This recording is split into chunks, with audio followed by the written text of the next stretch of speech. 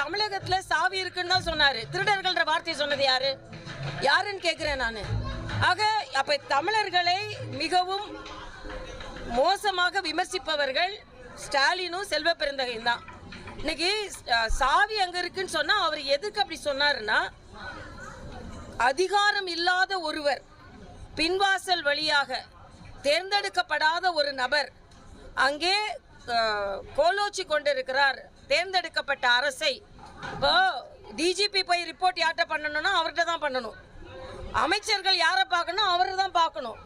So அப்படிப்பட்ட ஒரு சூழ்நிலை இருக்கும்போது அதைத்தான் மறைமுகமாக சொன்னதை வச்சு திருடர்கள்ன்ற வார்த்தை இவங்க சேர்த்துக்கிட்டாங்க. அப்போ தமிழர்களை யார் இவர்களை போலன்னு சொல்றாங்கன்னு தமிழக மக்கள் முதல்ல புரிந்து கொள்ள வேண்டும். இன்னொன்று, பிரித்தாண்டு அரசியல் செய்வது வாடிக்கையாகவே கொண்டவர்கள் திராவிட முன்னேற்ற கழகம். வடநாட்டை சார்ந்து இருக்காங்க. தமிழ்நாட்டில் யாராவது அப்படி பேசியிருக்கோமா? நாங்கள் தான் ஒருமைப்பாட்டுக்கு தீட்டுவர்கள். அது மட்டுமல்ல, பூரி ஜெகநாத் சாமி அவருடைய சாவி கொண்டு போய் தமிழ்நாட்டுக்காரன் வச்சுட்டான்னு எங்களை திருடான்னு சொல்கிறார். ஒன்று மோடிக்கு சொல்கிறேன், வெள்ளைக்காரங்க நாட்டை விட்டு போகும்போது தமிழ்நாட்டை சார்ந்த ராஜாஜி அவரிடத்துல தான் கஜானா சாவி கொடுத்துட்டு போனார். ஆக இந்தியாவினுடைய சுதந்திரத்தை கொடுக்குறது கூட ஒரு தமிழ்நாட்டுக்காரன் நம்பி தான் வெள்ளைக்காரன் இந்த நாட்டை விட்டு போனான். அப்படிப்பட்ட தமிழர்களை இழிவுபடுத்துகிற வகையில் மோடி பேசுகிறார். இவருடைய கடவுளுடைய அவதாரம் முதல்ல சொன்னார். இப்போ கடவுள் இதுக்காகவே அம்சாருன்றார். அம்சிருந்தால் கடவுள்கிட்டே போய் அவருக்கு செட்டில் ஆகிடலாம். இங்கே அவர் விரை இந்திய நாட்டு மக்கள் விடை கொடுக்க போகிறார்கள். அனுப்பிய கடவுளோட போய் அவர் ஐக்கியமாகி கடவுள் பணியை தீவிரமாக செய்யும். தேர்தல் ஆணையம் காங்கிரஸுக்கும் பாஜகவுக்கும் ஒரு அறிவுறுத்தல் கண்டிப்பாக கொடுத்திருக்கிறாங்க. ரெண்டு தலைவர்களும் வெறுப்பு பேச்சுகளை பேசாது. இது தேர்தல் ஆணையத்தினுடைய அவர்கள் நடந்து கொள்ள வேண்டிய விதத்துக்கு மாறாக நடக்கிறார். ஒரு ஸ்பெசிஃபிக்காக we are making a complaint against மோடியின் மீது கம்ப்ளைண்ட் கொடுக்குறோம். அவரைத்தான் விசாரிக்க வேண்டுமே தவிர பொதுவாக கட்சிக்கு தலைவருக்கு கொடுக்குறதுன்றதெல்லாம் அதாவது எஸ்கேபிசம். தேர்தல் ஆணையத்தின் மீது இந்தியாவில் இருக்கிற எந்த அரசியல் கட்சிக்கும் நம்பிக்கை இல்லை.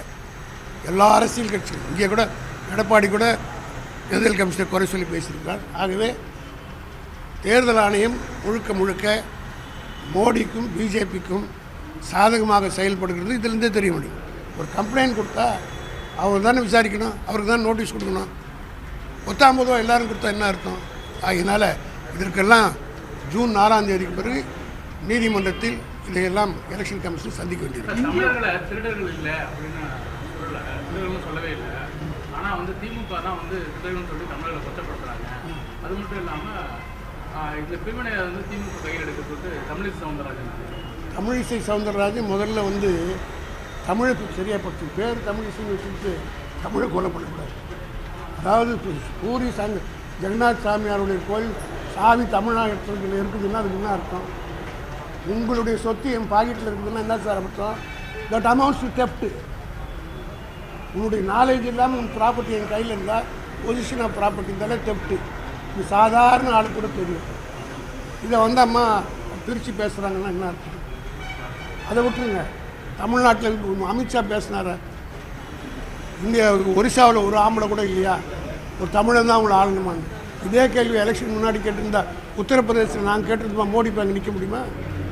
குஜராத்தில் பிறந்த மோடி உத்தரப்பிரதேசத்தில் போய் நிற்கிற போது அந்த மக்கள் அதை கேட்க ஆரம்பிச்சிருப்பாங்கள்ல.